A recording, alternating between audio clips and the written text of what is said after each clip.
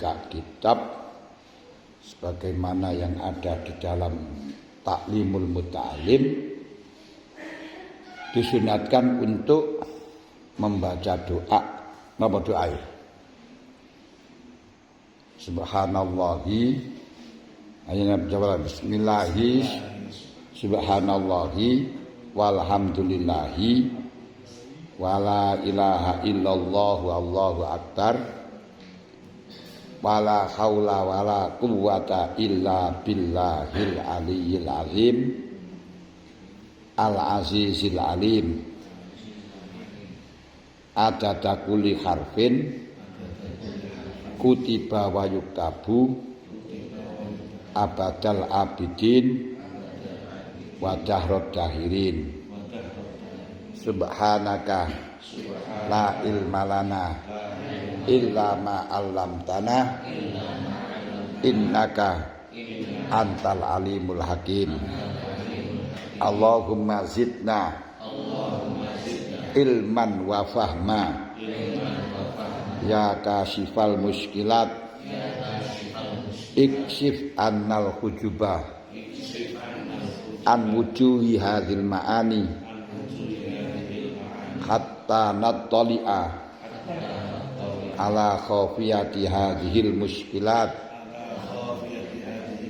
wa khfadna minal khata'i wa dhalami wa anta muwaffiqu kulli amrin wa anta allamul ghuyub. Innal ladzina yashtaruna bi ayatillahi samanan qalila ulaika la khalaqa lahum fil akhirah. Kapan sampeyan memahami kitab angel, murate angel niku konsentrasi ngadep nang pangeran, donga niku Allahumma zidna ilman wa fahma ya kasifal muskilat isib annal hujubah an wujuhi hadhil ma'ani hatta natali ala khafiyati hadhil muskilat wa khfadna minal khata' wa zalam wa anta muwaffiqu kulli amrin wa anta allamul ghuyub. Insyaallah apa yang kita muskilkan, yang kita sulitkan akan menjadi gamblang, akan menjadi mudah.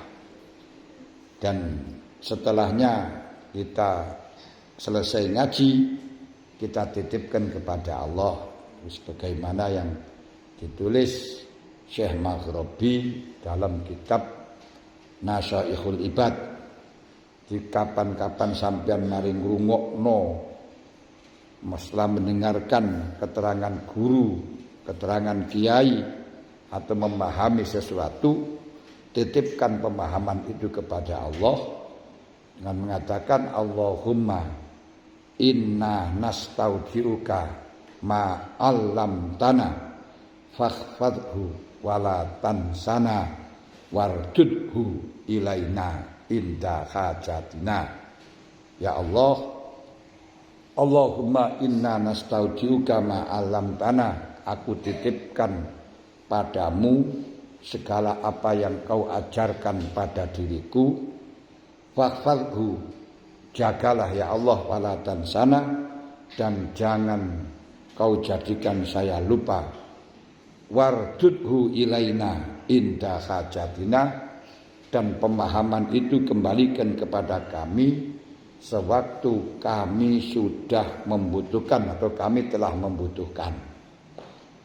Insyaallah kalau kita mantap, ud'uni astajib lakum, betul titip kepada Allah, nanti akan dikembalikan oleh Allah ketika kita membutuhkan. Misalnya ketika kita di podium, ketika kita ngaji, ketika kita berdiskusi, apa yang telah kita rekam dulu-dulu niki akan dikembalikan oleh Allah Ta'ala, walaupun dalam keadaan sadar kita nggak tahu, tapi ketika nanti diskusi, ketika tamrinan, ketika ujian, niku akan dikembalikan oleh Allah sehingga kita akan paham, akan ngerti, akan bisa menjawabnya. niku titipno nang Gusti Allah. Tidak hanya itu saja, kalau panjenengan akan keluar rumah, akan keluar kamar, akan bepergian, titipkan barang-barangmu kepada Allah Ta'ala, nanti akan dijaga oleh Allah. Di Allahumma inna nastaudiuka ahli wa mali, misalnya wa auladi, ya Allah aku titipkan keluargaku, ku titipkan hartaku, ku titipkan anak-anakku, fakfadhum innaka ala kulli syai'in qadir, jagalah ya Allah, kau zat yang maha kuasa dalam segala hal. Makanya dulu niku pada zaman Sayyidina Umar ada orang namanya Ibnul Mayyit. Jenenge Ibnul Mayyit. Maknane niku anake mayit. Lah beliau niku dijak sowan karo bapake dateng Sayyidina Umar. Yang menjadi ajib, menjadi herannya Sayyidina Umar, kok ada anak persis bapake. Karo sing bapake sing ngeteraken niku. Lembehane, kedep-kedepe, gaya-gayai persis bapake. Sehingga Sayyidina Umar dawaken ma asbaha abahu, ma asbaha hadzal rajul abahu. Apa gerangan apa yang bisa menjadikan anak kok persis bapake koyo ngene. Terus bapaknya matur dateng Sayyidina Umar, ya Amirul Mukminin, innahu ibnul mayyit, ini anake mayit. Lho kaifa yakunu ibnan lil mayyit? Bagaimana bisa dikatakan anake mayit? Niku diceritakno ketika seorang ibunya anak tersebut, yaitu istrinya seorang laki-laki tadi dalam keadaan mengandung, kemudian bapaknya terjerat ekonomi, akhirnya harus pergi mencari nafkah ke luar negeri, entah ke luar negeri atau enggak, pokoknya mencari nafkah keluar, sehingga tidak pernah pulang. Baru 1 tahun beliau pulang. Nah sebelum pulang itu, ketika waktu pergi niku, ia titipkan anaknya kepada Allah. Ya Allah, aku titipkan anakku kepadamu ya Allah, jagalah. Terus pergi nyambut gawe. Setelah 1 tahun terus pulang, ternyata istrinya sudah meninggal. Akhirnya sudah meninggal, inna lillahi wa inna ilaihi raji'un. Akhirnya dia ziarah pada kuburannya untuk melihat, menyaksikan, tafakur di kuburannya istrinya tadi. Dan ternyata ketika di dalam ziarah itu mendengar suara tangisan bayi, ya persis, dicari. Gimana bayinya berada di mana, dicari. Lah, bukan alamat palsu nih. Setelahnya dicari kok mendengarnya di dalam kuburan. Akhirnya dibongkarlah kuburan. Subhanallah, istrinya sudah busuk, tapi ada bayi di sampingnya selalu ngemik pada puan adai susu niku, ya susune niku jenenge dorun kalau susunya kan airnya niku. Dia ngemik, yang utuh niku anggotanya hanya 2 susunya ibunya itu saja. Semua badannya sudah busuk, tinggal 2 susu tadi, 2 kapur tadi. Anak itu ngemik di sana. Masya Allah, Suci Allah. Ini menunjukkan bahwa urusan rezeki semuanya sudah ada yang nanggung. Dimanapun Anda berada, Allah akan tahu tempatnya. Wa min dabatin fil ardi illa 'alallahi rizquha. Semua perkara sing remet di bumi, Gusti Allah yang akan memberi rezeki. Wa ya'lam mustaqarraha wa mustauda'aha. Allah mengerti di mana kamu bersembunyi, di mana kamu diletakkan, di mana kamu menetap. Kullun fi kitabim mubin, karena semuanya itu sudah tergambar, sudah tertulis di dalam Lauh Mahfuz.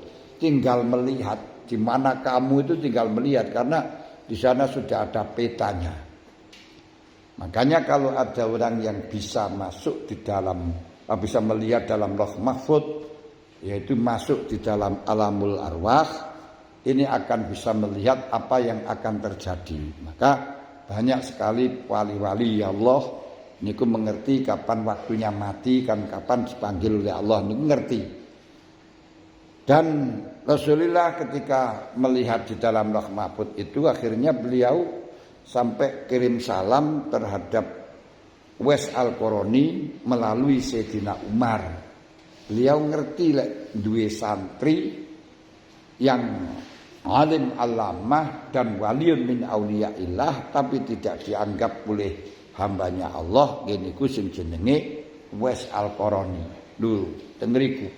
Kanjeng Nabi sudah tahu.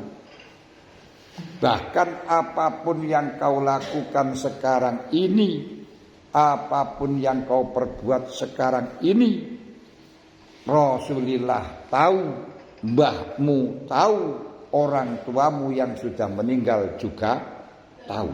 Makanya kalau kau tidak malu dengan Allah misalnya, malulah dengan mbah-mbahmu yang mengetahui perbuatanmu, kembelinganmu, kendablekanmu, kemeleranmu. Juga Allah tahu, mereka tahu. Mulane Kanjeng Nabi dawuh, yurfa'u a'malul abdi ilallah yaumal isnin wal khamis. Amaliyahnya seorang hamba itu dipasrahno, diatur nang Gusti Allah setiap dina Senin lan dina Khamis. Wa ilal aba wal anbiya wal ummahat, wa ilal abiya aba wal ummahat wal wa ilal anbiya yaumal Jumat. Dan ketika hari Jumat amal-amalmu itu disampaikan terhadap mbah-mbahmu, mbah buyut putri, mbah buyut putra, dan disampaikan kepada para nabi. Juga dikiaskan dari itu menurut dalam syarahnya Jam'ul Jawame' Faidul Qadir wa yuqasu bihi al-masyayikh. Amal-amal kita juga akan diketahui oleh para masyayikh kita yang sudah meninggalkan diri kita. Fa idza ra'au hasanan yakul farihu biha. Kalau beliau melihat perbuatanmu baik, sopan, selalu menolong kepada orang lain, mereka akan gembira. Tapi wa in aksanu farihu bihim wa in asa'u khazinu bihim. Kalau memang dia itu kamu semuanya berbuat jelek, dia susah. Makanya terus Kanjeng Nabi dawuh, wala tu'dzu amwatakum. Jangan sampai engkau menyakiti kepada orang-orang yang sudah mati dari golongan keluargamu karena melihat dan senep dengan perbuatanmu.